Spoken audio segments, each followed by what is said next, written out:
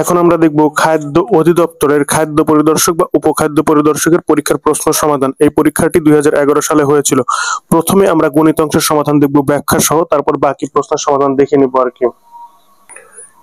আমাদের অঙ্ক শুরু হয়েছিল 41 নম্বর প্রশ্ন থেকে, তো এখান থেকে আমরা সমাধান করা শুরু করব। এখানে কি বলা আছে যে একটি বড় বাক্সের মধ্যে 5টি ছোট বাক্স আছে, তার প্রত্যেকটির ভেতরে 5টি করে ছোট বাক্স আছে, বা মোট বাক্সের সংখ্যা কত। তার মানে বক্স বলতে পারি আমরা যে একটি বড় বক্সের মধ্যে 5টি বক্স আছে। একটি বড় বক্সের মধ্যে কয়টি বক্স আছে? 5টি বক্স। তাহলে আমি ধরে নিলাম এটা হচ্ছে সে আমার বড় বক্স, হ্যাঁ, এটা হচ্ছে আমার সেই বড় বক্স। একটি বড় বক্সের মধ্যে 5টি বক্স আছে, তাহলে এর ভিতর আরো 5টি বক্স আছে। তাহলে আমি ধরে নিলাম এই সেই 5টি বক্স, 1 2, এটা হচ্ছে 3, এটা হচ্ছে 4, এটা হচ্ছে 5। হ্যাঁ, তারপরে কি বলা আছে যে তার প্রত্যেকের ভেতর আরো 5টি করে বক্স আছে। প্রথমে একটা বড় বক্স ছিল, তার মধ্যে 5টি বক্স ছিল, এই যে তার মধ্যে 5টি বক্স, ও তার প্রত্যেকের ভেতরে, মানে এই যে ভিতরের যে বক্স গুলো আছে এদের প্রত্যেকের ভেতরে আরো 5টি করে বক্স আছে। তাহলে ধরে নিলাম এর ভিতরে যদি 5টি বক্স থাকে, তাহলে 1টা 2টা 3টা 4টা 5টা, এর ভিতরে 5টি বক্স আছে।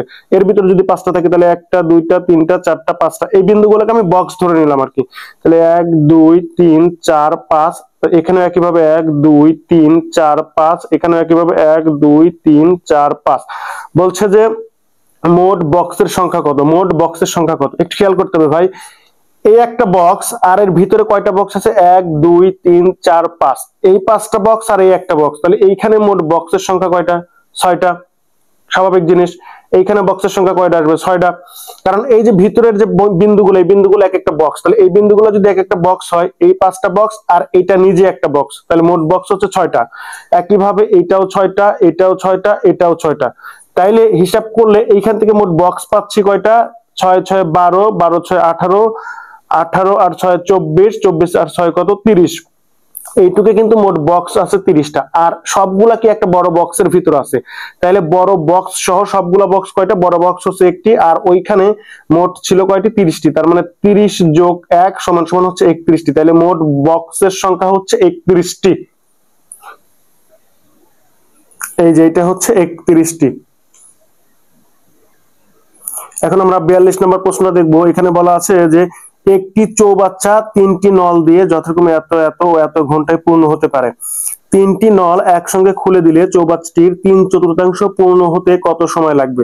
তাহলে এইটা হচ্ছে আমার সেই চৌবাচ্চা, হ্যাঁ, এটা হচ্ছে আমার সেই চৌবাচ্চা। তাহলে একটি চৌবাচ্চা 3টি নল দ্বারা পূর্ণ হবে। তাহলে এই চৌবাচ্চাটা কয়টা নল দ্বারা পূর্ণ হবে? 3টে নল দ্বারা।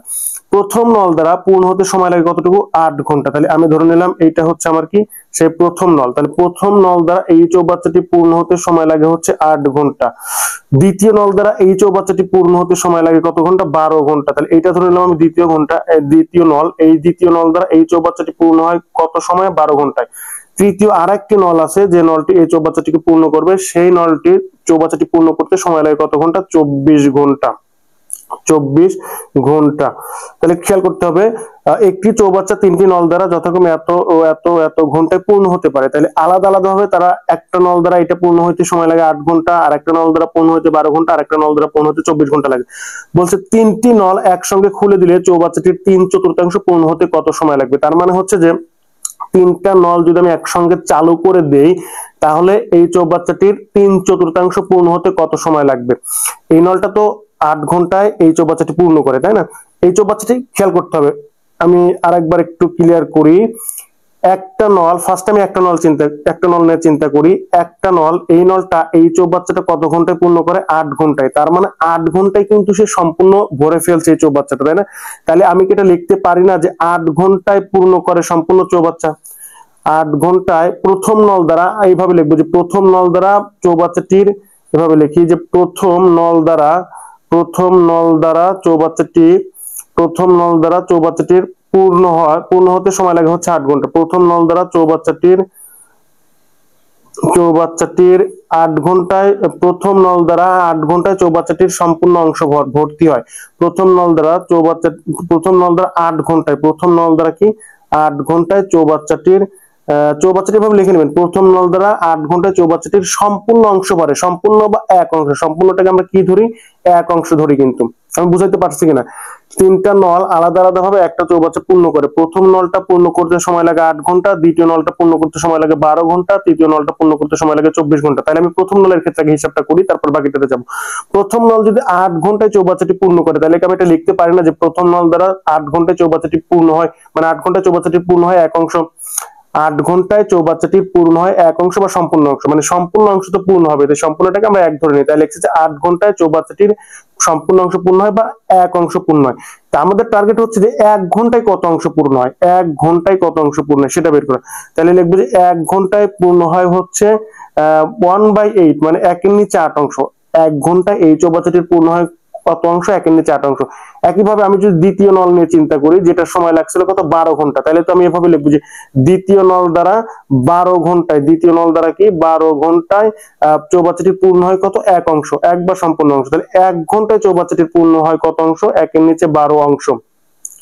প্রথম নল দ্বারা চৌবাচ্চাটি পূর্ণ হতে সময় লাগছে 1/8 অংশ, দ্বিতীয় নল দ্বারা লাগছে 1/12 অংশ। একইভাবে যখন তৃতীয় নলটা এই চৌবাচ্চাটি পূর্ণ করবে, তার সময় লাগছিল কত, 24 ঘন্টা। কিন্তু 24 ঘন্টা, তাহলে আমি লিখবো যে তৃতীয় নল দ্বারা, কি লিখবো যে তৃতীয় নল দ্বারা 24 ঘন্টায় চৌবাচ্চাটির সম্পূর্ণ বা এক অংশ পূর্ণ হয়, সম্পূর্ণ বা এক অংশ পূর্ণ হয়। আপনারা অবশ্যই ভাবে লিখবেন যে তৃতীয় নল দ্বারা 24 ঘন্টায় চৌবাচ্চাটির এক অংশ পূর্ণ হয়। তাহলে 1 ঘন্টায় পূর্ণ হয় কতটুকু চৌবাচ্চাটির, তাহলে 1/24 অংশ। মানে প্রথম নল দ্বারা, শুধুমাত্র প্রথম নল দ্বারা চৌবাচ্চাটির পূর্ণ হয় হচ্ছে 1/8 অংশ, শুধুমাত্র দ্বিতীয় নল দ্বারা 1 ঘন্টায়, কিন্তু 1 ঘন্টার হিসাব করছি, কিন্তু আমরা কিন্তু 1 ঘন্টার হিসাব করছি, শুধুমাত্র 1 ঘন্টার হিসাব করছি। তাহলে 1 ঘন্টায় প্রথম নল দ্বারা চৌবাচ্চাটির পূর্ণ হয় হচ্ছে 1/8 অংশ, 1 ঘন্টায় দ্বিতীয় নল দ্বারা চৌবাচ্চাটির পূর্ণ হয় 1/12 অংশ, 1 ঘন্টায় তৃতীয় নল দ্বারা চৌবাচ্চাটির পূর্ণ হয় হচ্ছে 1/24 অংশ। তাহলে তিনটা নল একত্রে খুলে দিলে 1 ঘন্টায় চৌবাচ্চাটির কত অংশ পূর্ণ হয় সেটা দেখবো। আমি কি বললাম ভাই, এই চৌবাচ্চাটি পূর্ণ হবে তিনটা নল দ্বারা 1 ঘন্টায় কত অংশ পূর্ণ হয়, তিনটা নল দ্বারা 1 ঘন্টায় কত অংশ পূর্ণ হয় সেটা দেখবো আর কি। তাহলে আমি লিখবো যে তিনটা নল একত্রে খুলে দিলে চৌবাচ্চাটির এক অংশ পূর্ণ হতে সময় লাগে 1 ঘন্টায়, 1 ঘন্টায় এক অংশ পূর্ণ হতে সময় লাগে, 1 ঘন্টায় পূর্ণ হয় না, এটা লিখবো আমি। তাহলে আমি এভাবে লিখবো যে তিনটা নল, প্রশ্ন অনুযায়ী, প্রশ্ন যেভাবে আছে যে তিনটা নল একসঙ্গে খুলে দিলে, তাই আমি লিখবো এভাবে যে, আমি এভাবে লিখবো যে তিনটা নল একসঙ্গে খুলে দিলে 1 ঘন্টায় চৌবাচ্চাটির এত অংশ পূর্ণ হয়। কি বললাম ভাই, তিনটা নল একসঙ্গে খুলে দিলে 1 ঘন্টায় চৌবাচ্চাটির এত অংশ পূর্ণ হয়। কত অংশ পূর্ণ হয়, তাহলে এই তিনটাকে যোগ করলে তো তত অংশ পেয়ে যাবো, খুবই স্বাভাবিক জিনিস। তাইলে আমি কি বললাম ভাই, যে তিনটা নল একসঙ্গে খুলে দিলে এই চৌবাচ্চাটির 1 ঘন্টায় কত অংশ, কতটুকু অংশ পূর্ণ হয় সেটা বের করব। তাহলে সেটা বের করার জন্য এই তিনটাকে যোগ করলে হয়ে যাবে। তাহলে 1 ঘন্টা, আমি লিখবো যে 1 ঘন্টায় চৌবাচ্চাটির পূর্ণ হয়, তিনটা নল একসঙ্গে খুলে দিলে 1 ঘন্টায় চৌবাচ্চাটির পূর্ণ হয় এত অংশ।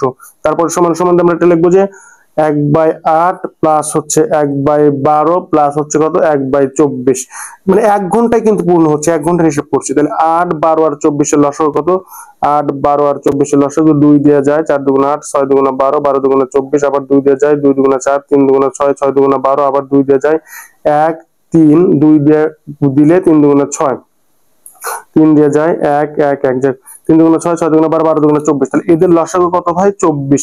তাইলে এটা কিন্তু 1 ঘন্টার জন্য করছে, 1 ঘন্টায়। কিন্তু আমরা দেখছি যে তিনটা নল একত্রে চালু করে দিলে এই চৌবাচ্চাটির 1 ঘন্টায় কত অংশ পূর্ণ হয়, মানে 1 ঘন্টায় চৌবাচ্চাটির কত অংশ পূর্ণ করতে পারে সেটা হিসাব করছি।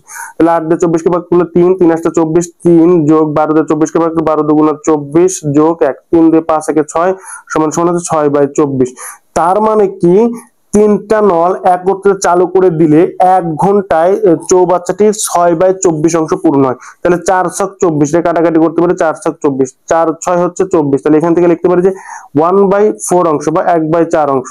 তাহলে 1 ঘন্টায় চৌবাচ্চাটির পূর্ণ হচ্ছে কত, 1/4 অংশ। কিন্তু আমাদের প্রশ্নে কি চাওয়া হয়েছে, 3/4 পূর্ণ হতে কত সময় লাগবে, 3/4 পূর্ণ হতে কত সময় লাগবে। তাহলে লিখবো যে 1/4 অংশ, মানে আমাদের কাছে সময় চাওয়া হয়েছে, তাহলে লিখবো যে 1/4 অংশ পূর্ণ হতে সময় লাগে হচ্ছে 1 ঘন্টা।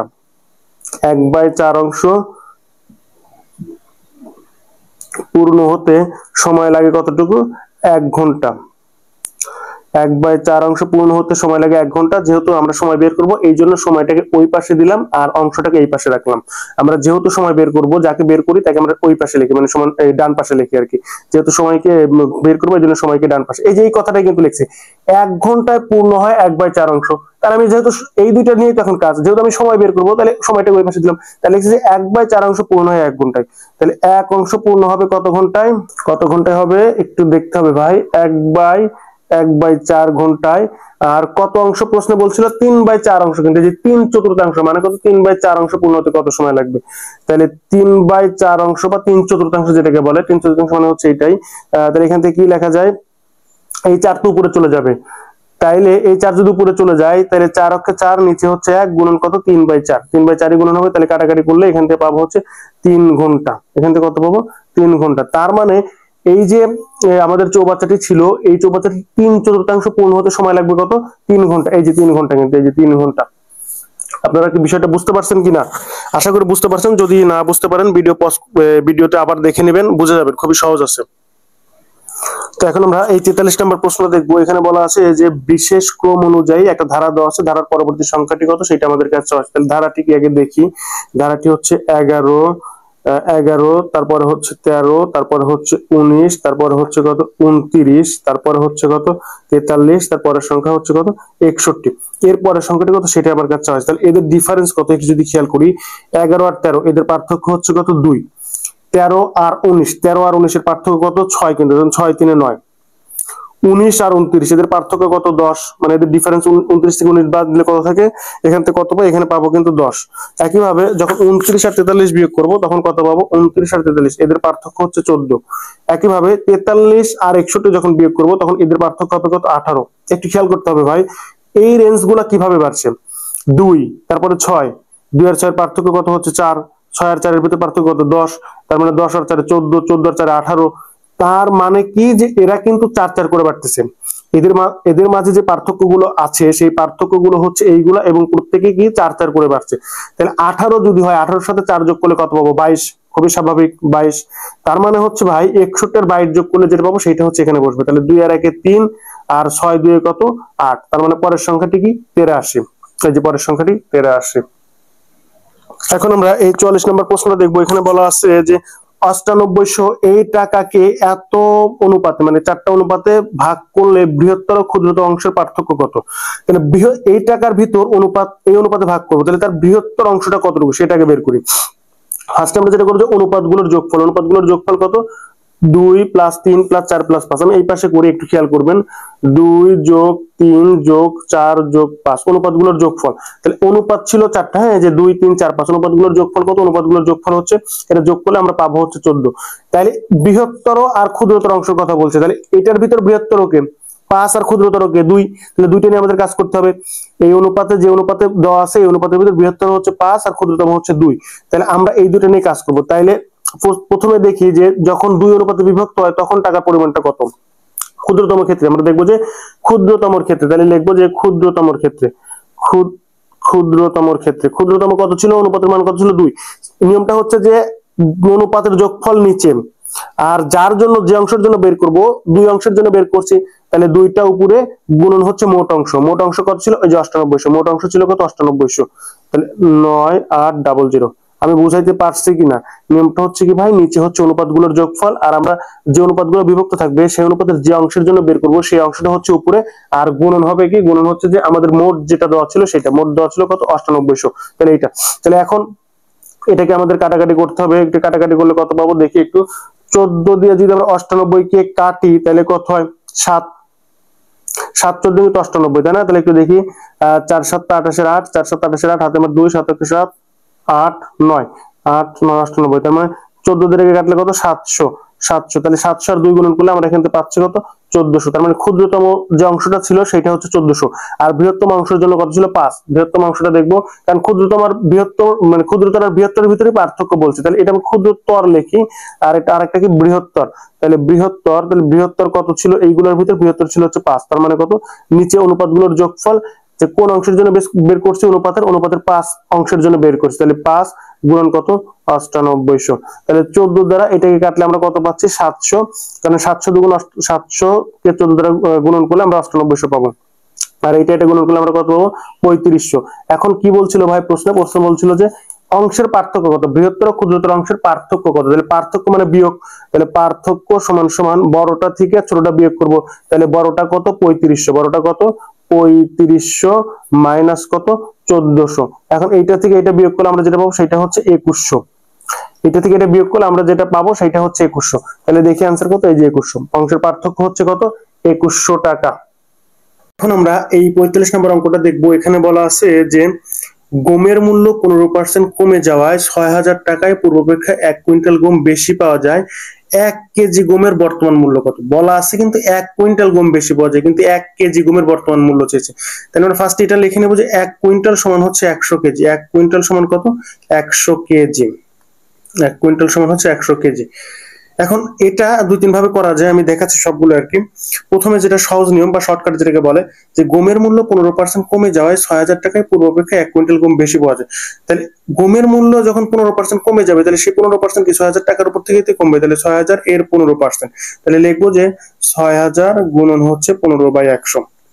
আমার প্রশ্নটা কেটে বুঝছেন কিনা, যে গমের মূল্য 15% কমে যাওয়ায় 6000 টাকায় পূর্বাপেক্ষা 1 কুইন্টাল গম বেশি পাওয়া যায়। এর মানে হচ্ছে যে আমি আগে 6000 টাকা দিয়ে যে পরিমাণ গম কিনতাম, বর্তমানে 6000 টাকা নিয়ে গেলে তার থেকে 1 কুইন্টাল গম বেশি পাচ্ছি।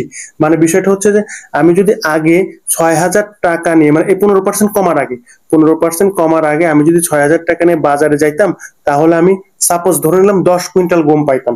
কিন্তু গমের মূল্য 15% কমে যাওয়ার কারণে আমি যদি এখন 6000 টাকা নিয়ে বাজারে যাই, তাহলে 1 কুইন্টাল গম বেশি পাচ্ছি। তাহলে আগে যদি 10 কুইন্টাল পাইতাম, তাহলে বর্তমানে কত পাচ্ছি 11 কুইন্টাল পাচ্ছি। এবং এই যে 1 কুইন্টাল বেশি পাচ্ছি, সেটার দামই আমার কাছে চাওয়া হয়েছে না, সেটার দাম চাওয়া হয়েছে, কিন্তু 1 কুইন্টালের দাম না, 1 কেজির দাম চাওয়া হয়েছে। তাহলে ফার্স্টে আমরা বের করবো যে 1 কুইন্টালের দাম কত, তারপরে সেখান থেকে আমরা 1 কেজিটা বের করবো। তাহলে ফার্স্টে 1 কুইন্টালের দাম কত দেখি। তাহলে এইটা আর এটা কাটাকাটি করলে 6 15 কত 90, 6 15 কত 90, তাহলে 900 টাকা। এই 900 টাকা কার দাম, 1 কুইন্টাল গমের দাম কিন্তু। তার মানে আমার কাছে 1 কেজিটা চাওয়া হয়েছে। 1 কুইন্টালের দাম যদি 900 টাকা হয়, আবার 1 কুইন্টাল মানে কত 100 কেজি, তাহলে 1 কেজির দাম কত হবে, তাহলে 900 ভাগ হচ্ছে 100, স্বাভাবিক জিনিস, তার মানে কত 9 টাকা। 1 কুইন্টালের দাম যদি 900 টাকা হয়, বা এটা চিন্তা করবো যে 100 কেজির দাম হচ্ছে 900 টাকা, এভাবে চিন্তা করবো, যেহেতু 1 কেজি আছে, তাহলে এটা এভাবে লিখতে পারি যে 100 কেজির দাম কত টাকা 900 টাকা। 1 কুইন্টাল ভুলে যাবো, 1 কুইন্টাল মানে 100 কেজি, তাহলে এটা বাদ দিয়ে আমরা এটা চিন্তা করবো যে 100 কেজির দাম হচ্ছে 900 টাকা, তাহলে 1 কেজির দাম কত হবে 900 ভাগ হচ্ছে 100, কয় টাকা হবে 9 টাকা। এখন কারো কাছে যদি এটা কঠিন মনে হয়, তাহলে তার পরের স্টেপটা কি সেটা দেখবো। তার পরের স্টেপটা হচ্ছে আমরা এটাকে এভাবে করতে পারি যে গমের মূল্য 15% কমে যায় 6000 টাকায়, পূর্বাপেক্ষা কি 1 কুইন্টাল গম বেশি পাওয়া যায়। তাহলে গমের মূল্য কমছে কয় টাকা, কত পার্সেন্ট কমছে 15%। তাহলে আমরা এটা লিখবো যে 100 টাকায় কমে হচ্ছে 15 টাকা, সরি 100 টাকায় কমে হচ্ছে 15 টাকা। 100 টাকায় কয় টাকা কম 15 টাকা। ওই কি নিয়মে করবো আর কি। গমের মূল্য 15% কমে যায় 6000 টাকায়, পূর্বাপেক্ষা 1 কুইন্টাল গম বেশি পাওয়া যায়। তাহলে 100 টাকায় কমছে কয় টাকা 15 টাকা। তাহলে 1 টাকায় কমবে কয় টাকা 15 বাই হচ্ছে 100। তাহলে 6000 টাকায় কমবে কয় টাকা, 6000 টাকায় কমবে হচ্ছে 15 গুণন 6000 বাই হচ্ছে 100। তাহলে এইখান থেকে কত পাচ্ছি আমরা 6 15 কিন্তু 90, তার মানে কত 6 15 হচ্ছে 90, তার মানে 900 টাকা। এখন 900 টাকা এটা কার দাম, ওই যে 1 কুইন্টালের দাম। আবার আমরা জানি 1 কুইন্টাল মানে কত, 1 কুইন্টাল মানে কিন্তু 100 কেজি। আমরা কিন্তু দেখলাম যে 1 কুইন্টাল মানে হচ্ছে 100 কেজি। তাহলে 1 কুইন্টালের দাম 900 টাকা, তাহলে 1 কুইন্টাল মানে আবার 100 কেজি, তাহলে 100 কেজির দাম কত 900 টাকায় হবে। এইটা বুঝছি কিনা আমরা, যে 1 কুইন্টালের দাম হচ্ছে কয় টাকা 900 টাকা। আবার 1 কুইন্টাল মানে কত 100 কেজি, তাহলে 100 কেজির দামও কয় টাকা 900 টাকা। তাহলে 1 কেজির দাম কত হবে 900 ভাগ হচ্ছে 100, তার মানে কত টাকা 9 টাকা। তার মানে 1 কেজি গমের বর্তমান মূল্য হচ্ছে 9 টাকা। এটাকে এখন আরেক ভাবে করা যায়, আমরা সেভাবে দেখবো। সেটা হচ্ছে কি, গমের মূল্য 15% কমে যায়, তাহলে 100 টাকায় 15% কমে গেছে, তাহলে দাম কত হচ্ছে 85 টাকা কিন্তু। তাহলে আমরা এভাবে লিখবো যে 100 টাকায়, মানে পূর্ব মূল্য 100 টাকা হলে, গমের মূল্য পূর্ব মূল্য 100 টাকা হলে বর্তমান মূল্য কত, বর্তমান মূল্য হচ্ছে 85 টাকা। তাহলে কি লিখবো যে পূর্ব মূল্য মানে আগের মূল্য, আগের মূল্য পূর্ব মূল্য কি লিখবো ভাই, যে পূর্ব মূল্য 100 টাকা হলে, পূর্ব মূল্য 100 টাকা হলে বর্তমান মূল্য কত টাকা হবে? বর্তমান মূল্য হচ্ছে 85 টাকা। আমি বুঝাইতে পারছি কিনা? 15% কমা মানে হচ্ছে আগের দাম যদি 100 টাকা হয় তাহলে তার বর্তমান দাম কত? 85 টাকা। তাহলে 1 টাকায় কত? 85 বাই হচ্ছে 100, আর 6000 টাকায় কত?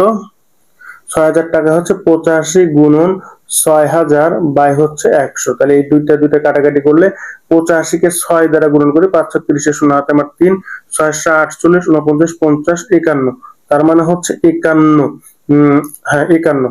তাহলে এই 51 মানে 6 85 গুণন করলে 510 পাচ্ছি, 510 আর এই 0 তার মানে কত? 5100। 5100 মানে আমি আরেকবার ক্লিয়ার করি, কোন একটা জিনিসের আগের দাম হচ্ছে 100 টাকা, বর্তমান দাম হচ্ছে কত টাকা? 85 টাকা।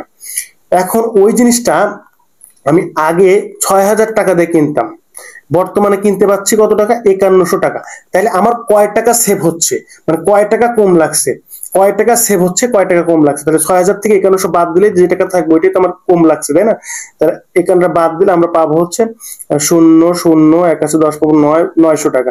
তার মানে আমার কিন্তু 900 টাকা কম লাগছে। আগে যে জিনিসটা আমি 6000 টাকা দিয়ে কিনতাম সেই জিনিসটা আমি বর্তমানে 5100 টাকায় বেশি পাচ্ছি, কিন্তু হিসাব হচ্ছে যে 6000 টাকা দামে যে জিনিসটা কিনতাম বর্তমানে 6000 টাকা নিয়ে গেলে সেখান থেকে আমি কিন্তু 1 কুইন্টাল বেশি পাচ্ছি। সেখান থেকে কি পাচ্ছি ভাই?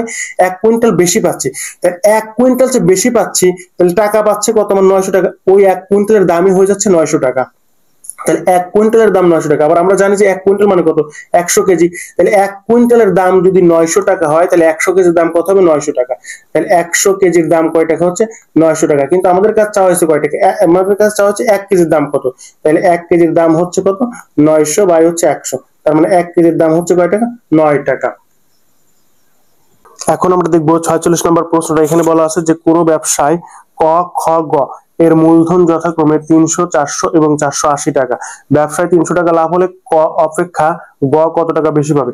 তার মানে এরা তিনজন যে ব্যবসা করছিল সেই ব্যবসা থেকে ক কত টাকা লাভ পায় সেটা বের করব। গ কত টাকা লাভ, মানে মোট লাভ হয় 300 টাকা, 300 টাকা থেকে ক কত টাকা পায়?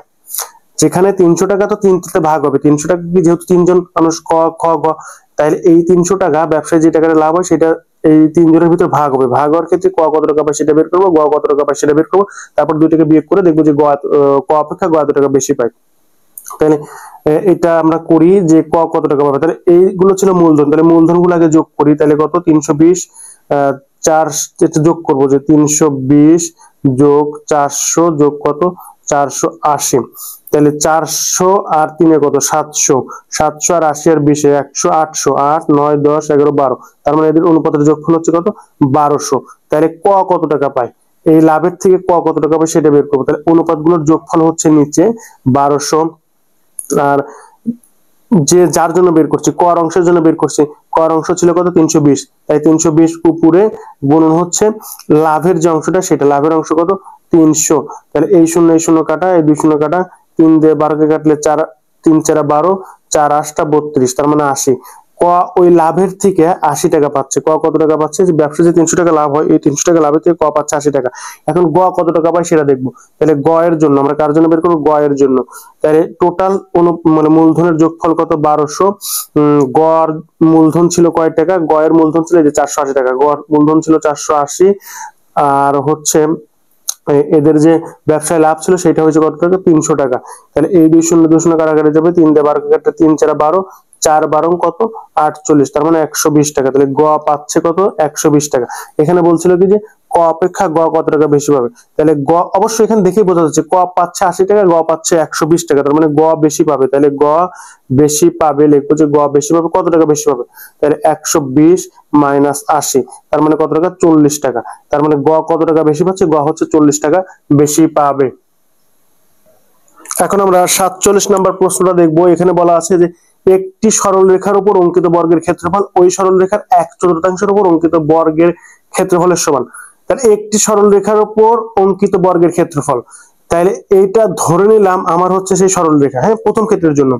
তাহলে এই সরলরেখার উপর অঙ্কিত বর্গ, তাহলে এই সরলরেখাকে ধরে আমি একটা বর্গ আঁকাইলাম, এইটা হচ্ছে আমার সেই বর্গ। আর আমরা জানি যে বর্গের ক্ষেত্রে একটা বাহুর মান যা, সবগুলো বাহুর মানও তাই। তাহলে বর্গের সবগুলো বাহুই সমান। তাহলে এইটা যদি এ হয়, প্রথমে যে সরলরেখাটা ধরে নিয়েছিলাম ওই সরলরেখাকে ধরে আমি একটা বর্গ আঁকাবো। তাহলে ওই সরলরেখার এই বাহুটা যদি এ হয়, আর বর্গের ক্ষেত্রে কি সবগুলো বাহুই কি সমান হয়, তাহলে এটাও এটাও এটাও, তাহলে চারটা বাহু কি সমান। তাহলে এই মানে প্রথম ক্ষেত্রে যে বর্গটা আঁকাইছি সেটার ক্ষেত্রফলকে ধরে নিলাম a1। তাহলে একটি সরলরেখার উপর অঙ্কিত বর্গের ক্ষেত্রফল, তাহলে এই সরলরেখার উপর অঙ্কিত বর্গের ক্ষেত্রফল কত? আমরা জানি যে কোন বর্গের বাহু যদি এ হয় তার ক্ষেত্রফল কত? a square. কোন বর্গের বাহু যদি এ হয় তার ক্ষেত্রফল হচ্ছে a স্কয়ার। আচ্ছা, এই পর্যন্ত গেল, এটার ক্ষেত্রফল বের করে রাখলাম। পরে কি বলছে, ওই সরলরেখার 1/4 উপর অঙ্কিত বর্গের ক্ষেত্রফল কত? তাহলে ওই সরলরেখাটাই আমি এখানে আঁকালাম, ওই সরলরেখার কি 1/4 উপর। তাহলে 1/4 বলতে a এর 1/4 মানে a/4। 1/4 মানে বোঝায় কি আমাদের কাছে যে 1/4, কিন্তু এখানে যেহেতু a ধরছিলাম তাহলে a/4 লিখবো। 1/4 মানে 1/4, এইটার বাহুগুলোকে যেহেতু a ধরছিলাম তাহলে এই বাহুটা কি ধরবো, a এর 1/4 মানে a/4। তাহলে এইটাকে ধরে আবার বর্গ আঁকাবো, এই যে ওই সরলরেখার 1/4 উপর অঙ্কিত বর্গ। তাহলে ওই সরলরেখার 1/4 উপর অঙ্কিত বর্গ, তাহলে এইটাকে ধরেও যদি আমরা বর্গ আঁকাই, তাহলে এটা যদি a/4 হয়, এটাও a/4, এটাও a/4, এটাও a/4। কেন?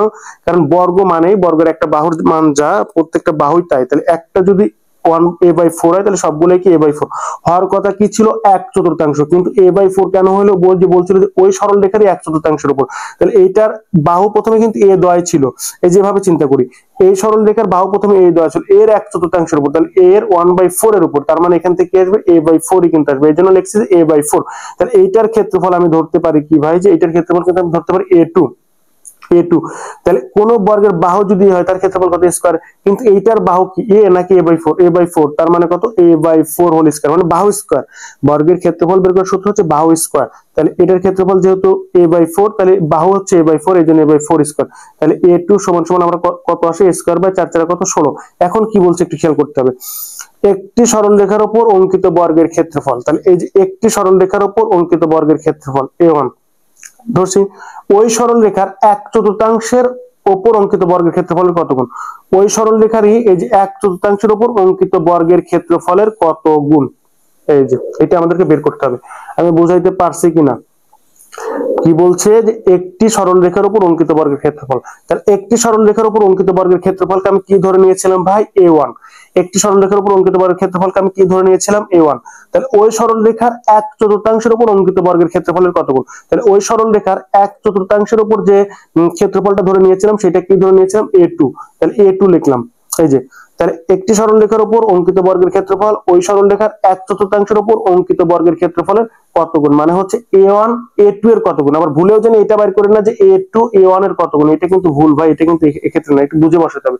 আমার কাছে এখানে এটাই চাওয়া যে a1 a2 এর কত গুণ। তাহলে একটু খেয়াল করি ভাই, a1 মানে কত? a স্কয়ার, আর a2 মানে হচ্ছে এটা। তাহলে আমরা a1 বাই a2 করতে পারি, a1 বাই a2।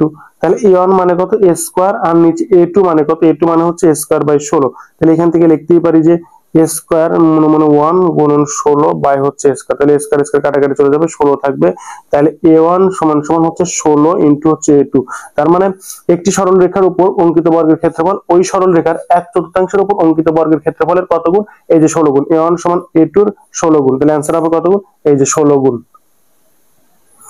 এখন আমরা দেখবো 48 নম্বর অঙ্কটা। এখানে বলা আছে যে টাকায় 1 ডজন কলা বিক্রি করায় 20% ক্ষতি হয়, 60% লাভ করতে হলে টাকায় কতটি কলা বিক্রি করতে হবে? একটু খেয়াল করতে হবে ভাই, 1 ডজন কলা, 1 ডজন বা 12টি, তার মানে কত? এখানে আমার কাছে আছে কতটি কলা? 12টি কলা।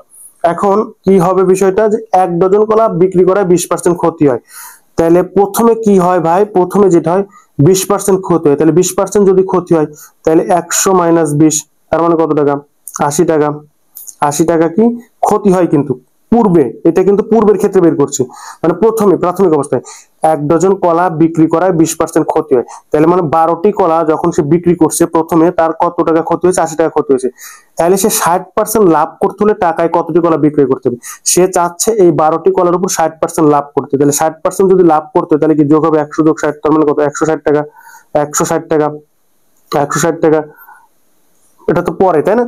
প্রথমে সে কিন্তু 20% ক্ষতিতে 12টি কলা বিক্রি করছে, যার ফলে তার ক্ষতি হয়েছে কত টাকা? 80 টাকা। পরে সে চিন্তা করছে যে এই 12টি কলার উপর সে 60% লাভ করতে চায়। যদি সে 12টি কলার উপর 60% লাভ করতে চায় তাহলে তাকে কতটি কলা বিক্রি করতে হবে, তাহলে সেটা বের করতে হবে আমাদেরকে। তার মানে হচ্ছে ভাই, বর্তমানে কিন্তু সে লাভ করতে চাচ্ছে, তাই না? সে কিন্তু পূর্বে ক্ষতি হয়েছে কিন্তু সে 60% লাভে কলা বিক্রি করতে চাচ্ছে। বুঝাইতে পারছি কিনা? সে কিন্তু পূর্বে কিন্তু বিক্রি করে তার মানে 20% ক্ষতি হয়, তার কিন্তু পরে চাচ্ছে সে কত টাকায় বিক্রয় করলে 160 টাকা লাভ হবে, মানে 60% লাভে পরে বিক্রয় করতে চাচ্ছে। এই জন্য এটাকে ডান পাশে লিখবো। এই জন্য লিখবো যে পূর্ব বিক্রয় মূল্য 80 টাকা হলে বর্তমান বিক্রয় মূল্য কত টাকা? 160 টাকা। পূর্ব বিক্রয় মূল্য 80 টাকা হলে বর্তমান বিক্রয় মূল্য 160 টাকা, মানে বর্তমানে সে 60% লাভে বিক্রি করতে চাচ্ছে। এইটাকে কেন ওই পাশে লিখলাম? পূর্বে বিক্রি করছিল 80 টাকা দিয়ে, যেটা তার ক্ষতি হয়েছে, কিন্তু সে পরে চাচ্ছে তাকে মানে 60% লাভে বিক্রি করতে। মানে 60% লাভে কতটি কলা বিক্রি করা যাবে সেটাতে পরে আসে। সে চাচ্ছে 60% লাভে জিনিসটা বিক্রি করতে, তার মানে বর্তমানে সে যাচ্ছে আর এই লাভে কতটা কলা বিক্রি করা যাবে, এই জন্য এই লাভটাকে পরে রাখছে আর কি। তাহলে পূর্বে বিক্রয় মূল্য 80 টাকা হলে বর্তমান বিক্রয় মূল্য হচ্ছে 160 টাকা। পূর্বে বিক্রয় মূল্য 1 টাকা হলে বর্তমান মূল্য বিক্রয় মূল্য কত? 160/80, কাটাকাটি করলে 8 দুগুণা কত? 16 টাকা। 8 দুগুণা 16, তার মানে এখান থেকে আমি যেটা পাচ্ছি যে 2 টাকা। তার মানে এইটার হিসাব কতটি কলার জন্য? 1 ডজন বা 12টি কলার জন্য। এইটার হিসাব কত কিসের জন্য? 1 ডজন বা 12টি কলার জন্য। তার মানে 12টি কলার দাম হচ্ছে কত টাকা? 2 টাকা। তার মানে টাকায়, মানে 1 টাকায় কতটি কলা বিক্রি করতে পারবে? তাহলে 2 টাকায় বিক্রি করতে পারে কয়টি কলা? 12টি কলা। বুঝাইতে পারছি কিনা? 2 টাকায় বিক্রি করতে, এই হিসাবটা যে করলাম এটা কিন্তু 12টি কলা বা 1 ডজনের জন্য। তাহলে সে 2 টাকায় বিক্রি করতে পারে কতটি কলা? 12টি কলা। 2 টাকায় বিক্রি করতে পারে 12টি কলা। তাহলে 1 টাকায় বিক্রি করতে পারবে কতটি কলা? 12/2 সমান সমান কত? 6টি কলা। তার কাছে কিন্তু যে পরিমাণে চাওয়া, তাহলে যে কতটি কলা বিক্রি করতে পারবে, তাহলে 2 টাকা আর 12টি। তাহলে আমাদের কাছে যেহেতু টি চাওয়া হয়েছে, তাই আমরা টিটাকে ওই পাশে লিখছি। আমরা যখন এই হিসাবটা করছিলাম এটা কিন্তু 1 ডজন কলার জন্য, আর আমরা জানি 1 ডজন মানে হচ্ছে 12টি। তাহলে ঠিক আছে এই পর্যন্ত। তার মানে আমার কাছে এখন এইটা রিটার্ন হিসাব করতে হবে, কারণ আমাদের কাছে হচ্ছে কতটি কলা বিক্রি করতে হবে। তার মানে আমার কাছে 2 টাকায় বিক্রি করতে পারে 12টি। এই যেহেতু 12টি মানে কয়টি চাইছে এই জন্য টিকে ওই পাশে লিখছে, 12টিকে ওই পাশে লিখছে। তাহলে 2 টাকায় বিক্রি করতে পারে 12টি, 1 টাকায় কত পারবে? 12/2, তার মানে কাটাকাটি করে 6টি। এই যে 6টি। এখন আমরা দেখবো এই 49 নম্বর প্রশ্নটি। এখানে বলা আছে যে একটি সংখ্যা 999 থেকে যত ছোট 797 থেকে তত বড়, সংখ্যাটি কত? তাহলে আমি ফার্স্টে ধরে নেব হচ্ছে সংখ্যাটি এক্স। তো তারপরে কি বলা আছে? 999 থেকে যত ছোট, তার মানে এক্সটা কি 999 থেকে কি হবে? ছোট হবে। 999 থেকে যত ছোট, কোন একটা সংখ্যাকে আমি এক্স ধরে নিয়েছি, সে 999 থেকে যত ছোট, তার মানে বোঝাই যাচ্ছে যে এক্স থেকে 999 বড়, অথবা এইভাবে বললে হবে যে 999 থেকে এক্স ছোট। তার মানে আমরা এটা লিখতে পারি কিনা, যে এইটুকের জন্য আমরা এটা লিখতে পারি কিনা। আমি একটু ইংলিশে লিখি, 999 - x লেখা যায়, কারণ 999 থেকে যত ছোট, যেহেতু এই সংখ্যাটা 999 থেকে ছোট হবে, তার মানে 999 থেকে এটা বিয়োগ করতে হবে, স্বাভাবিক জিনিস, সমান সমান চিহ্ন। তারপর কি 797 থেকে যত বড়, তার মানে এই সংখ্যাটি 797 থেকে কি বড় হবে। তাহলে আমরা বলতে পারি যে 797 থেকে বড়কে এক্স বড়। যদি এক্স বড় হয় তাহলে আমরা কথাটা এভাবে বলতে পারি যে এক্স এর থেকে 797 ছোট। 797 থেকে বড়কে এক্স বড়, তাহলে এক্স টাকে লিখলাম। তাহলে এক্স যদি 797 থেকে বড় হয় তার মানে 797 কি এক্স থেকে ছোট হবে, তাহলে x - 797। এইটা হচ্ছে আমাদের শর্ত মতে এই লাইনটা বলা ছিল। তো এখন এটাকে আমরা যোগ করব, যোগ করলে পাবো 1796। একটু খেয়াল করি, 999 প্লাস 797 সমান সমান x, এই পাশের x প্লাস x, তার মানে কত? 2x। এটা পাচ্ছে কত? 1796। খেয়াল করতে হবে 1796। 1796 এর যোগ করলে আর এটা কত? 2x। তাহলে x সমান সমান 2 দিয়ে রেখে কাটাকাটি করলে 1796 ভাগ হচ্ছে 2, এটা কাটাকাটি করলে আমরা পাবো হচ্ছে 898, মানে 898। আমরা কত পাচ্ছি? x 2 দিয়ে রেখে কাটাকাটি করলে আমরা পাচ্ছি 498। এটা হচ্ছে 898। এখন আমরা এই 50 নম্বর প্রশ্নটা দেখবো। এখানে বলা আছে যে শতকরা বার্ষিক কত হার সুদে 450 টাকায় 17 বছরের সুদ এত টাকা হবে। তাইলে কত হার সুদে, তার মানে আমার কাছে আর এর মান বের করতে হবে এত টাকার। আসলের মান কত দেওয়া আছে? 450 টাকা, সুদ 17 বছর, সময় কত? 17 বছর, সুদ কত? 459। তাহলে আমরা যে সূত্র জানি আই সমান সমান কত? পি এন আর। এখান থেকে আমরা আর বের করব। আর সমান সমান কি? I by P N. আর সমান সমান কি? I by P N. তাহলে আর সমান সমান আই এর মান কত? 459, পি এর মান কত? 450, এটা কত?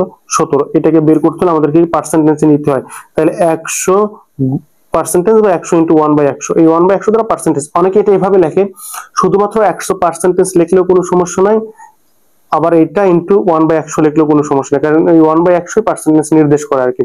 তাহলে এটা আমাদেরকে কাটাকাটি করতে হবে, তাহলে দেখি কত আসে। তাইলে 17 দ্বারা এটাকে কাটাকাটি করলে হয় হচ্ছে 27, মানে 17 দ্বারা 459 কে কাটলে কত হয় 27। এই শূন্য কাটাকাটি করে দিলাম। 5 দিয়ে যদি কাটি, 5 দিয়ে কাটলে 5 দুগুণা 10, 5 নং কত 45, 9 দিয়ে 27 কে কাটলে 3 নং 27। তাহলে আমাদের কাছে থাকছে কত 3 দুগুণা 6। এই 1/100 কিন্তু পার্সেন্টেজ নির্দেশ করবে, তার মানে কত 6%। আমি এইখানে যে এইটা লিখছি, অনেকে এইটার পরিবর্তে 100% দিয়ে লেখে। 100% যে কথা ভাই, 100 ইন্টু 1/100 একই কথা, কারণ এই পার্সেন্টেজ মানে হচ্ছে 1/100। আমি এটা লিখে দিয়েছি আর কি। তাহলে আমাদের সুদের হার কত 6%। কই এই যে 6%। এখন আমরা এই 51 নম্বর প্রশ্নটা দেখবো। এখানে বলা আছে যে একটি দ্রব্য 10% ক্ষতিতে বিক্রয় করা হলো, বিক্রয় মূল্য 80 টাকা বেশি হলে 10% লাভ হতো, তাহলে দ্রব্যটির ক্রয় মূল্য কত? তার মানে 10% ক্ষতিতে বিক্রয় মূল্য কি ভাই, 10% ক্ষতিতে, কিন্তু এটা কিন্তু ক্ষতিতে, তার মানে ক্ষতিতে বিক্রয় করলে বর্তমান মূল্য কত হচ্ছে 100 মাইনাস 10, তার মানে কত 90 টাকা কিন্তু। আর বিক্রয় মূল্য 80 টাকা বেশি হলে 10% লাভ হতো, তাইলে কি 10% লাভে বিক্রয় মূল্য, দুইটাই কিন্তু বিক্রয় মূল্য, এটা 10% ক্ষতিতে, এটা 10% মানে লাভে আর কি। তাহলে 10% লাভে বিক্রয় মূল্য হচ্ছে 100 যোগ 10 সমান সমান কত 110 টাকা। তাহলে দুইটাই কিন্তু বিক্রয় মূল্য। তাহলে আমরা লিখতে পারি যে বিক্রয় মূল্যের পার্থক্য, বিক্রয় মূল্যের কি লিখবো ভাই, বিক্রয় মূল্যের পার্থক্য। বিক্রয় মূল্যের পার্থক্য তো 110 মাইনাস হচ্ছে 90, তাহলে করলে কত আসে 0 9 11 20 টাকা। বিক্রয় মূল্যের পার্থক্য কত টাকা 20 টাকা। এখন আমাকে বলছিল যে বিক্রয় মূল্য 20 টাকা বেশি হলে 10% লাভ হইতো, তার মানে 20 টাকা যখন বেশি হবে তখন কি 10% লাভ হবে। তার মানে আমরা কি এটা লিখতে পারি না যে বিক্রয় মূল্যের পার্থক্য 20 টাকা হলে ক্রয় মূল্য 100 টাকা? আমরা কি এটা লিখতে পারি না যে বিক্রয় মূল্যের পার্থক্য, এটা লিখবো যে বিক্রয় মূল্যের পার্থক্য, বিক্রয় মূল্যের পার্থক্য 20 টাকা হলে ক্রয় মূল্য কত টাকা, বিক্রয় মূল্যের পার্থক্য 20 টাকা হলে ক্রয় মূল্য হচ্ছে কত টাকা ভাই 100 টাকা। কারণ এই জিনিসগুলো কিন্তু আমি 100 টাকার উপরে হিসাব করছি। এই যে আরেকটা আমি বুঝাই দিচ্ছি আরেকবার একটু। 10% ক্ষতিতে বিক্রয় মূল্য, তার মানে কত টাকা 90 টাকা। 10% লাভে বিক্রয় মূল্য, এই যে মানে বিক্রয় মূল্য 80 টাকা বেশি হলে সে 10% লাভ হতো, তাহলে 10% লাভে বিক্রয় মূল্য, তার মানে কত 110 টাকা। তাহলে এইটাও বিক্রয় মূল্য, এইটাও বিক্রয় মূল্য, তাহলে বিক্রয় মূল্যের পার্থক্য কত টাকা পাচ্ছি 20 টাকা। তাহলে বিক্রয় মূল্যের পার্থক্য 20 টাকা হলে ক্রয় মূল্য কত, আমার কাছে কিন্তু ক্রয় মূল্য চাওয়া হয়েছে, তাহলে এইটাও বাইর করছে 100 কে ধরে, এইটাও বাইর করছে 100 কে ধরে। তাহলে বিক্রয় মূল্যের পার্থক্য 20 টাকা হলে ক্রয় মূল্য কত টাকা 100 টাকা। তাহলে বিক্রয় মূল্যের পার্থক্য 1 টাকা হলে ক্রয় মূল্য কত 100/20। আর বলছে কি বিক্রয় মূল্য যদি 80 টাকা বেশি হয়, তাহলে বিক্রয় মূল্য 80 টাকা বেশি হলে, তাহলে বিক্রয় মূল্য ওই 80 টাকা এখানে লিখবো, তাহলে 80 টাকা বেশি হলে তাহলে 100 গুণন 80 বাই কত 20, 0 0 কাটাকাটি যাবে, 2 দ্বারা কাটলে 4, তার মানে কত টাকা 400 টাকা। তাহলে দ্রব্যটির ক্রয় মূল্য কত টাকা হবে, দ্রব্যটির ক্রয় মূল্য হচ্ছে 400 টাকা, এই যে 400 টাকা। এখন আমরা এই 52 নম্বর প্রশ্নটা দেখবো। এখানে বলা আছে যে একটি রাস্তার পাশে এক সারিতে 15টি গাছ লাগানো আছে, একটি গাছ থেকে আরেকটি গাছের দূরত্ব হচ্ছে 10 মিটার, তাহলে প্রথম ও শেষ গাছ দুটির মধ্যবর্তী দূরত্ব কত? আচ্ছা, আপনি ধরে নেন আপনার কাছে 15টি গাছ নেই, 3টি গাছ আছে, বোঝার জন্য আপনার কাছে কয়টি গাছ আছে 3টি, তাহলে এই একটি গাছ, এই একটি গাছ, এই একটি গাছ, এই হচ্ছে মোট 3টি গাছ। তাহলে গাছ যদি 3টি হয় তাহলে আপনি দূরত্ব পাচ্ছেন কয়টি, এই একটা দূরত্ব আর হচ্ছে এই একটা দূরত্ব, তার মানে আপনার গাছ ছিল কয়টি, গাছ ছিল কিন্তু 3টি, আপনি দূরত্ব পাচ্ছেন কয়টি 2টি।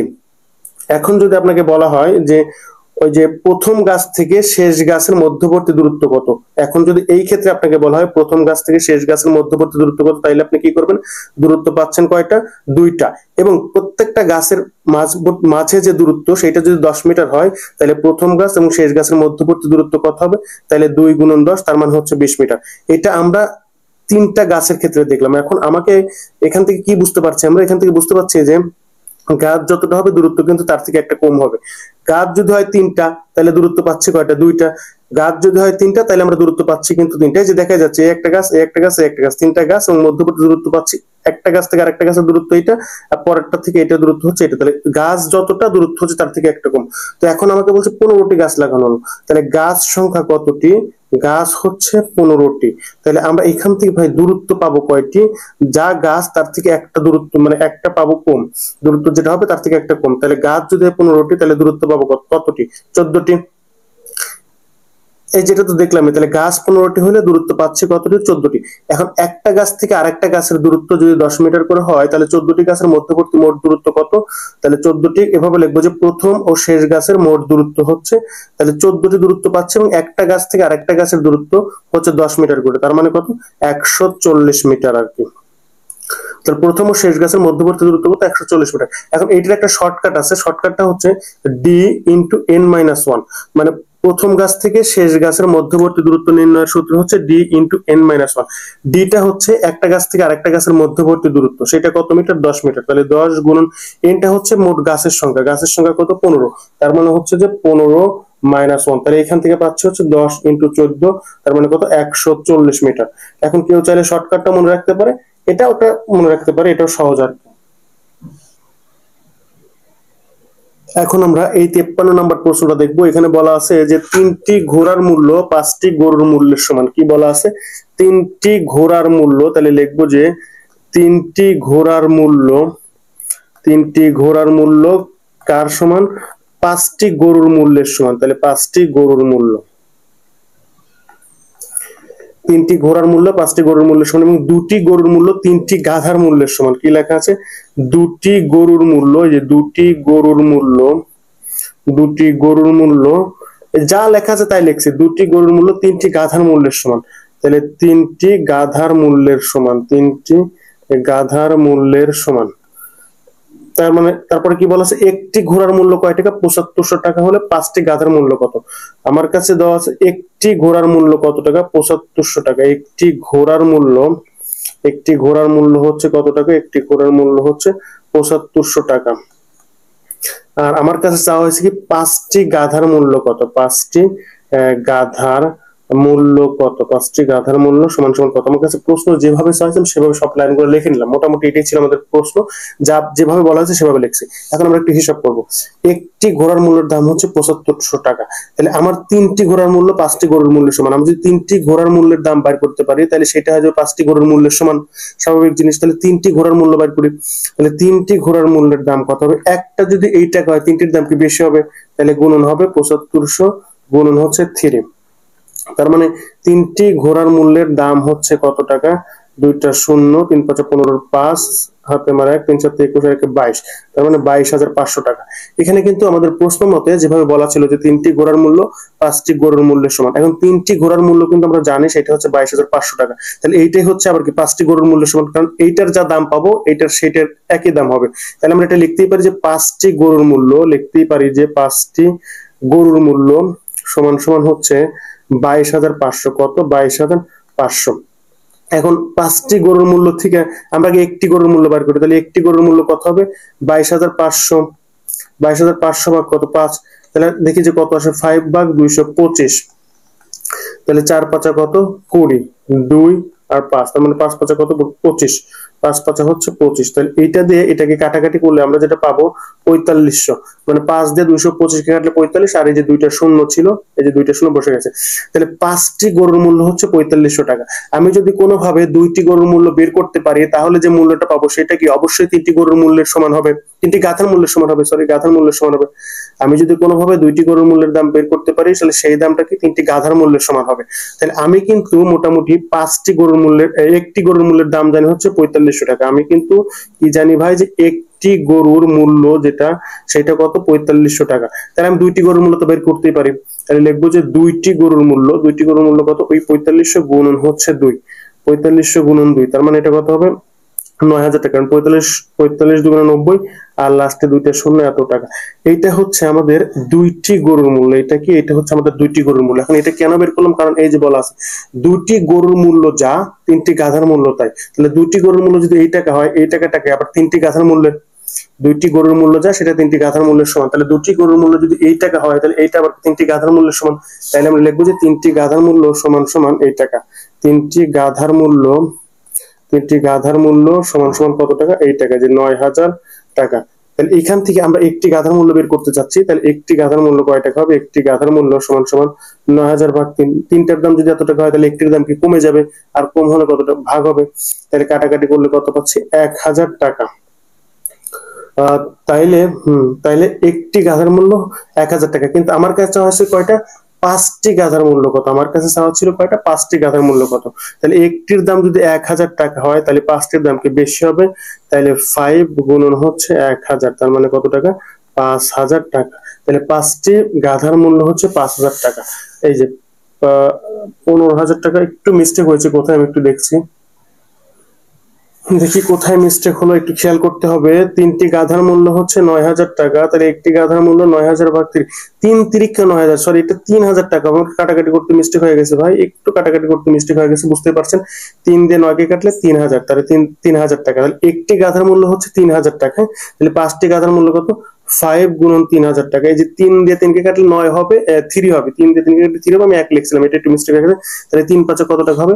15000 টাকা। এই যে 15000 টাকা। তাহলে পাঁচটি গাধার মূল্য হচ্ছে 15000 টাকা। এই যে 15000 টাকা।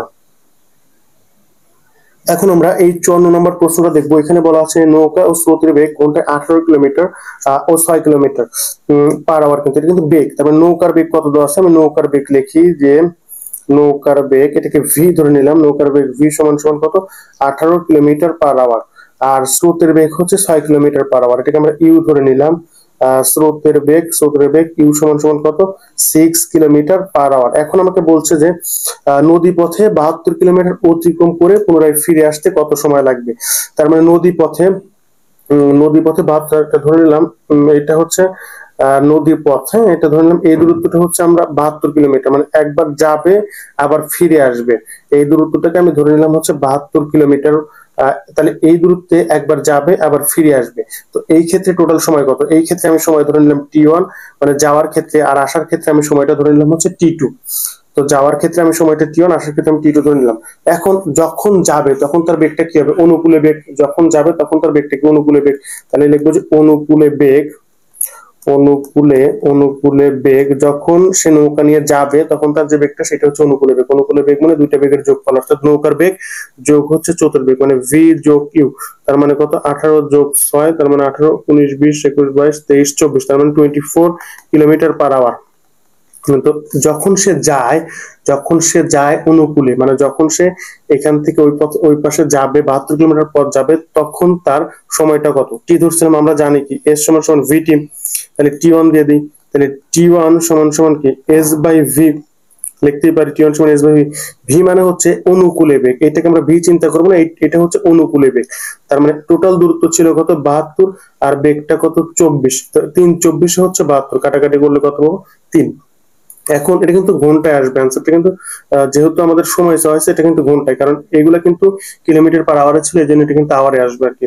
এখন প্রতিকূলে বেগ বলতে যখন সে ওই 72 কিলোমিটার পথ ফিরে আসবে, মানে যখন সে গেছে তখন তার সময় লাগছে হচ্ছে 3 ঘন্টা, যখন সে ফিরে আসবে তখন সে প্রতিকূলে বেগ মানে হচ্ছে দুইটা বেগের বিয়োগফল, অর্থাৎ নৌকার বেগ মাইনাস হচ্ছে স্রোতের বেগ। তাহলে ভি মাইনাস ইউ সমান সমান 18 মাইনাস 6, 12, 13, 14, 15, 16, 17, 18, তার মানে এখান থেকে আসবে হচ্ছে 12।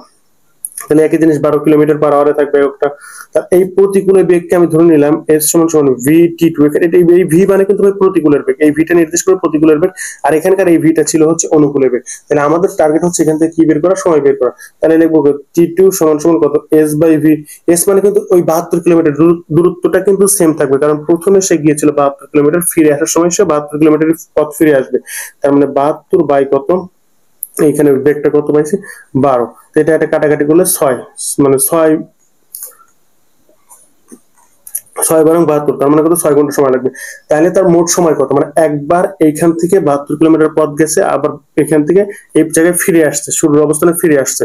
তাইলে তার মোট সময় লাগছে কত? তাহলে টোটাল সময় টি সমান সমান T1 প্লাস T2।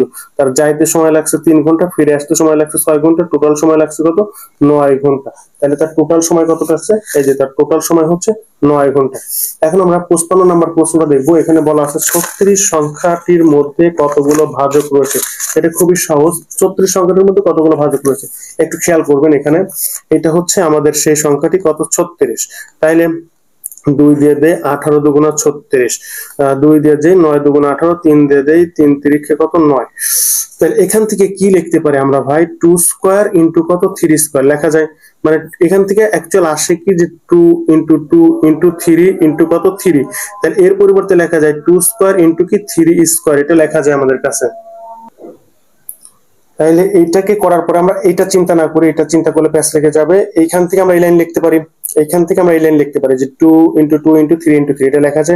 তো তারপরে এই যে দুইটা 2 আছে, তাহলে এর পাওয়ার কত? 2 স্কয়ার, দুইটা 3 আছে, এর পাওয়ার কত? 3 স্কয়ার। এখন ভাজক বের করার সূত্রটা হচ্ছে এর পাওয়ার কত? পাওয়ার যোগ 1। কত লিখবো? যে পাওয়ার যোগ 1, পাওয়ার কিন্তু। তাহলে 2 + 1 গুণন দেব, এটার পাওয়ার কত? 2, তার মানে কত? 2 + 1। তাহলে এখান থেকে কত আসবে? 3 × 3, তার মানে হচ্ছে যে 9টি। সিস্টেমটা হচ্ছে যে আমাদের কাছে যায় আসুক ওর পাওয়ার কত সেটা দেখবো, পাওয়ার যা তার সাথে 1 যোগ করব প্রত্যেকটার ক্ষেত্রে। এখন এখানে যদি আরেকটা সংখ্যা থাকে, সাপোজ ধরে নিলাম x নামে আরেকটা সংখ্যা আছে যার পাওয়ার হচ্ছে 1, তাহলে এখানে এটা লিখলাম যে গুণন 1 + 1, এরকম হইতো হিসাবটা।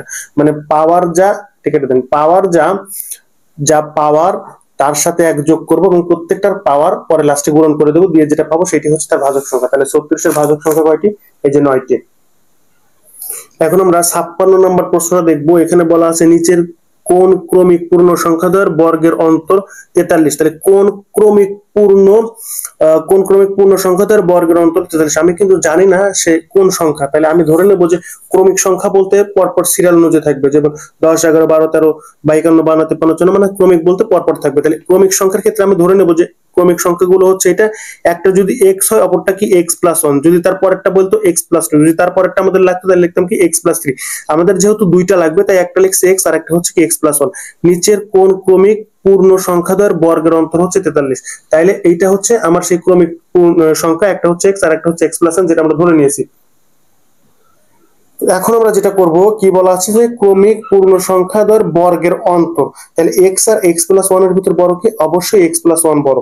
তাইলে শর্ত মতে আমরা এটা লিখবো যে শর্ত মতে কি লিখবো? যে পূর্ণ সংখ্যাদ্বয়ের বর্গের অন্তর, যেহেতু বর্গের অন্তর চাইছে তাহলে বর্গ মানে হচ্ছে স্কয়ার আর অন্তর মানে হচ্ছে বিয়োগ। এই যে বর্গের অন্তর কত? 43। তাহলে এখন এটাকে একটু সমাধান করতে হবে। মানে প্রশ্ন যেভাবে বলা ছিল আমরা যে লাইনটা লিখলাম এটা হচ্ছে প্রশ্ন মতে, যে দুটি ক্রমিক পূর্ণ সংখ্যা হচ্ছে, আমরা ধরে নিচ্ছি একটা x আর একটা হচ্ছে x + 1, এবং তাদের বর্গের অন্তর, বর্গ মানে হচ্ছে এদের স্কয়ার আর অন্তর মানে হচ্ছে এদের একটা থেকে আরেকটা বিয়োগ করলে, যেহেতু এইটা বড় এই জন্য এইটা মাইনাস এইটা করছি আর কি, বড়টা বিয়োগ ছোটটা। তাহলে এখন দেখি যে কি আসে, খেয়াল করতে হবে। স্কয়ার প্লাস 2ab প্লাস হচ্ছে b square minus x square সমান কত? 43। তাহলে এটা কাটাকাটি যাবে, তাহলে 2x সমান সমান কত? 43 মাইনাস 1, এখান থেকে পাচ্ছি হচ্ছে 42।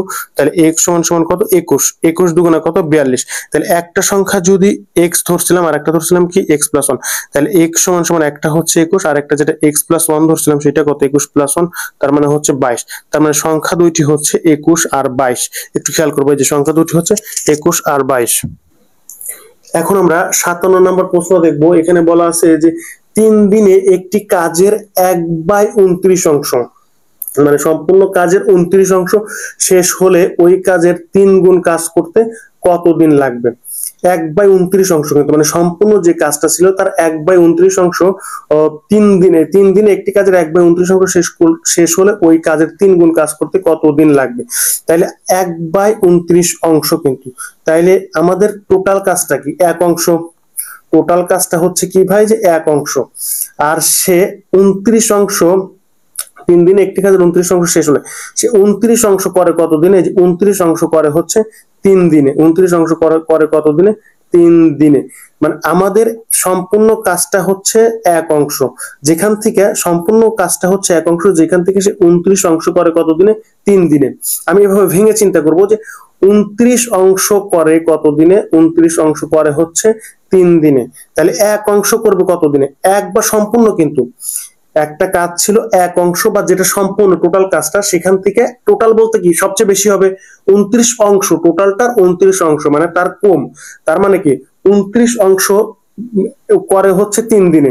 তাহলে এক বা সম্পূর্ণ, এটা এভাবে লিখবো যে এক বা সম্পূর্ণ অংশ করতে কতদিন লাগবে? এক বা সম্পূর্ণ অংশ যখন সে করবে তখন ক্ষেত্রে তার কি সময়টা বেশি লাগবে? 29 অংশ, সম্পূর্ণ কাজের 29 অংশ করছে হচ্ছে সে 3 দিনে। তাহলে সম্পূর্ণ কাজটা যদি করে তাহলে তার ক্ষেত্রে সময়টা বেশি লাগবে, এই জন্য কি হবে 3 × 29 এত দিনে। তাহলে এটা হিসাব করলে কি আসবে? 3 নং 27 7 হাতে আমার 2, 3 দুগুণা 6, 27, 87 দিন। টোটাল দিন হচ্ছে 87 দিন। কিন্তু এখানে বলছিল কি ওই কাজের যে কাজটা সে করছিল ওই কাজের 3 গুণ কাজ করতে কতদিন লাগবে? তাইলে ওই কাজের কিন্তু 3 গুণ কাজ করবে, তাহলে ওই কাজের 3 গুণ কাজ করতে কতদিন লাগবে? তাহলে ওই কাজটা 3 দিনে করে এত দিনে, তাহলে যদি 3 গুণ কাজ করে তাহলে কি এর সাথে 3 গুণন হবে, স্বাভাবিক জিনিস। বুঝছি কিনা আমরা বিষয়টা? আমি কি বললাম যে যে কাজটা সে 3 দিনে করে, ওই কাজের যদি 3 গুণ কাজ করে তাহলে তার কতদিন লাগবে? অবশ্যই কি সময়টা বেশি লাগবে। ওই কাজের 3 গুণ কাজ করতে কি সময়টা বেশি লাগবে, এই জন্য কি 3টা গুণন হবে, সব কাজের সাথে কি 3টা গুণন হবে। 3 7 21 1 হাতে আমার 2, 3 8 24 25 26, তার মানে কত? 261 দিন। এই যে টোটাল হচ্ছে 261 দিন। এখন আমরা 58 নম্বর প্রশ্নটা দেখবো। এখানে বলা আছে যে কালাম সাহেব তার স্ত্রীর চেয়ে 6 বছরের বড়। যা যা বলা আছে সেই অনুযায়ী লিখবো। তাহলে কালাম সাহেব তার স্ত্রীর চেয়ে 6 বছরের বড়, তাহলে স্ত্রী প্লাস 6। কালাম সাহেবের বছর হচ্ছে স্ত্রীর বয়সের চেয়ে 6 বছরের বড়। তাহলে স্ত্রীর বয়স যা আসবে তার সাথে 6 যোগ করলে আমরা কালাম সাহেবের বয়স পাবো। এই লাইনে যা বলা ছিল সেটা লিখেছে। তারপর বলা আছে তার স্ত্রীর বয়স তার ছেলের বয়সের 4 গুণ। কি বলা আছে? স্ত্রীর বয়স, এগুলো কিন্তু সবগুলো কিন্তু বয়স, কিন্তু স্ত্রীর বয়স তার কত? ছেলের বয়সের 4 গুণ। তাহলে ছেলের বয়স গুণন হচ্ছে 4, মানে কালামের বয়স সমান সমান স্ত্রীর বয়স প্লাস 6, আবার স্ত্রীর বয়স সমান সমান ছেলের বয়স গুণন 4। এটা হচ্ছে দ্বিতীয় শর্ত মতে, মানে এই যে এই লাইনটা, যে তার স্ত্রীর বয়স তার ছেলের বয়সের 4 গুণ, তাহলে স্ত্রীর বয়স সমান ছেলের বয়স ইনটু 4। 5 বছর পর ছেলের বয়স 12 বছর হলে, কি বলছে যে 5 বছর পর ছেলের বয়স 12 বছর হলে 3 বছর পরে কালাম সাহেবের বয়স কত হবে? কি বলা আছে পরের লাইনে? 5 বছর পর ছেলের বয়স 12 বছর হলে, আমরা এইটুকু চিন্তা করবো, 5 বছর পর ছেলের বয়স 12 বছর হলে, তাহলে এটা লিখবো যে 5 বছর পরে ছেলের বয়স কত? 5 বছর পর ছেলের বয়স, 5 বছর পর ছেলের বয়স, তার মানে কত? ছেলের বয়স যা তার সাথে 5 যোগ হবে, যেহেতু 5 বছর পরে বলছে, তাহলে 5 বছর পরে ছেলের বয়স হচ্ছে ছেলের বয়স প্লাস হচ্ছে 5। বুঝছি কিনা আমরা বিষয়টা? এখন ধরেন আপনার বয়স এখন 10 বছর, আমি যদি বলি 5 বছর পরে আপনার বয়স কত হবে, তাহলে কি 10 প্লাস 5 বলবেন? এখানে ওইটাই বলছি যে 5 বছর পরে ছেলের বয়স কত হবে, ছেলের বয়স প্লাস হচ্ছে 5। এখানে আবার ওইটা বলা আছে যে 5 বছর পরে ছেলের বয়স 12 বছর, আমাকে এটা বলে দিয়েছে যে 5 বছর পরে ছেলের বয়স 12 বছর। তার মানে আমি জানি যে 5 বছর পরে ছেলের বয়স হবে ছেলে প্লাস 5 বছর, আর 5 বছর পরে ছেলের বয়স কত? 12 বছর। তার মানে এইটুকুর মান কিন্তু আবার 12, তার মানে 12 সমান সমান ছেলের বয়স প্লাস হচ্ছে 5, ছেলের বয়স প্লাস কত? 5। তাহলে এখান থেকে আমরা ছেলের বয়স বার করতে পারি কিনা? অবশ্যই পারি। সেটা কি? যে ছেলের বয়স সমান সমান কি লিখবো, যে 12 মাইনাস 5, তার মানে কত? 7 বছর। ছেলের বয়স হচ্ছে কত? 7 বছর। তাহলে ছেলের বয়স যদি 7 বছর হয় তাহলে তার স্ত্রীর বয়স কত? 7 ইন্টু 4, 4 7 কত? 28 বছর। আবার স্ত্রীর বয়স যদি 28 বছর হয় তাহলে তার কালাম সাহেবের বয়স কত? আমার কাছে কিন্তু 12 বছর হলে 3 বছর পরে কালাম সাহেবের বয়স কত? তাহলে বর্তমানে কালাম সাহেবের বয়স কত? স্ত্রীর বয়স প্লাস 6, তার মানে কত? 28 প্লাস 6, 28 29 30 31 32 33 34, তার মানে কত? 34 বছর বর্তমানে, কিন্তু 3 বছর পরে বলছে। তাহলে 3 বছর পরে কালাম সাহেবের বয়স কত হবে? কালাম সাহেবের বয়স প্লাস 3 বছর, যেহেতু 3 বছর পরে বলছে তার মানে কালাম সাহেবের বর্তমান বয়স প্লাস 3। তাহলে কালাম সাহেবের বর্তমান বয়স কত? 34, তার মানে 34 প্লাস 3, 34 35 36 37, তার মানে কত? 37 বছর হবে। 3 বছর পরে কালাম সাহেবের বয়স কত হবে? 37 বছর। এই যে 37 বছর। এখন আমরা এই 59 নম্বর প্রশ্নটা দেখবো। এখানে যেটা বলা আছে যে 25 গ্রাম ওজনের একটি সোনার গহনায় সোনা ও তামার অনুপাত হচ্ছে 4:1। তার মানে আমাদের কাছে একটা গহনা আছে যে গহনার ওজন কত? 25 গ্রাম। এই গহনার ভিতর আমার সোনাও আছে, আবার কি আছে ভাই? তামাও আছে, এবং যাদের অনুপাত বলা আছে কি যে 4:1। তাহলে এটা টোটালটা, এটা হচ্ছে মিক্সার একটা জিনিস যার ভিতরে সোনা তামা দুইটাই আছে, কিন্তু অনুপাত আছে 4:1 অনুপাতে। কিন্তু সোনা কতটুকু আছে আমি কি অ্যাকচুয়াল জানি না, কিন্তু তামা কতটুকু আছে আমি কিন্তু জানি না। তাহলে আমি আগে দেখবো যে এই মিশ্রণে টোটাল সোনা কতটুকু আছে, টোটাল তামা কতটুকু আছে, আগে এইটা বের করি, তারপরে আমরা বাকি কাজটা করবো। তাহলে এই মিশ্রণে সোনার তামা কতটুকু আছে সেটা বের করি। ফার্স্টে অনুপাত ছিল কত? 4:1। তাহলে অনুপাতগুলোর যোগফল কত? অনুপাতগুলোর যোগফল হচ্ছে 5। আমাদের সিস্টেমটা হচ্ছে এটা যে সোনা সমান সমান যেটাই হোক আমরা যেভাবে লিখবো আর কি, অনুপাতগুলোর যোগফল হচ্ছে নিচে। কি ভাই? অনুপাতগুলোর যোগফল হচ্ছে নিচে। উপরে কাকে বসাবো? যাকে বের করব, সোনাকে বের করছি, তাহলে সোনার পরিমাণের অনুপাত ছিল কত? 4 দিলাম, 4। আর কি করব? আর হচ্ছে এখানে যেটা গুণন হবে সেটা হচ্ছে যে টোটাল যে মানে যে মিশ্রণটা ছিল ওই মিশ্রণের যে ওজনটা সেটা, তাহলে মিশ্রণের ওজন কত? 25। মিশ্রণ ওজন কত? 25। তাহলে 5 দিয়ে কাটলে কত? 5 5 25, 4 5 কত? 20, সরি 20, হ্যাঁ 20। তাহলে সোনা আছে কত 20 গ্রাম। এখন তামা কতটুকু আছে, তাহলে তামা এই 25 গ্রামের ভিতরে যদি 20 গ্রাম সোনা থাকে তাহলে তামা কতটুকু আছে, 25 থেকে 20 বাদ দিলে যা থাকবে সেটাই তো তামা। তাহলে তামা আছে কতটুকু 5 গ্রাম, সোনা আছে 20 গ্রাম, তামা আছে 5 গ্রাম। এখন বলছে কি যে গহনাটিতে আর কতটুকু সোনা মেশালে এতে তামা ও সোনার অনুপাত 5:1 হবে। গহনাটিতে কি আর কতটুকু সোনা মেশালে এতে সোনা ও তামার অনুপাত 5:1 হবে। কতটুকু সোনা মেশালে, তাহলে এই গহনাটিতে আমি কতটুকু সোনা মেশাবো, ধরলাম এক্স পরিমাণ সোনা মেশাবো, কিন্তু তাহলে 20 প্লাস এক্স, এক্স গুণ মেশাবো না কিন্তু এক্স পরিমাণ, এই জন্য কিন্তু যোগ। কখনোই কিন্তু এটা 20x লেখা যাবে না ভাই, কারণ আমি কিন্তু এক্স গুণ পরিমাণ মিশাচ্ছি না, আমি এক্স পরিমাণ মিশাচ্ছি, এক্স গুণ না। কিন্তু যেহেতু আমি এক্স পরিমাণ মিশাচ্ছি তাহলে অবশ্যই যোগ হবে। তাহলে 20 প্লাস এক্স, সোনা বাই হচ্ছে কি তামা, তামা কত 5, 20 প্লাস এক্স বাই 5। যখন আমি এক্স পরিমাণ সোনা ওই দ্রবণে মেশাবো তখন তার অনুপাতটা কত হবে, এই যে তখন সোনা ও তামার অনুপাত হবে কত 5:1। তাইলে আমি ধরে নিলাম যে এই দ্রবণে আমি এক্স পরিমাণ যদি সোনা মিশাই তাহলে লিখবো কত 20 প্লাস এক্স, আর নিচে কত তামা, তাহলে সোনা বাই তামা লিখছি, এবং সেই ক্ষেত্রে অনুপাতটা হবে কত 5:1, তার মানে কত 5/1। এখন আমরা আর গুণন করে দিতেই পারি, কোনো সমস্যা নেই। তার মানে কত 20 প্লাস এক্স 1 এটার সাথে গুণন হয়, এইটাই হবে সমান সমান কত 5 5 কত 25। তাহলে x সমান সমান কত 25 মাইনাস 20, এখান থেকে লেখা যায় কত x সমান সমান হচ্ছে 5, তার মানে 5 গ্রাম। এই যে এটা কার পরিমাণ ভাই, এই যে x, মানে এটা হচ্ছে ধরে নিয়েছিলাম আর কি যে x পরিমাণ সোনা মিশাইছি, তাহলে সোনার পরিমাণ, কিন্তু সোনার পরিমাণ কত 5 গ্রাম আর কি। একটু খেয়াল করতে হবে ভাই। এখন আমরা 60 নম্বর প্রশ্নটা দেখবো। এখানে বলা আছে যে ক ও খ এর মানের গড় হচ্ছে 9, ক ও খ এর মানের গড় দেওয়া আছে 9। তাহলে ক ও খ এর গড় কত, আমরা আগে লিখি যে ক কমা খ এর গড়।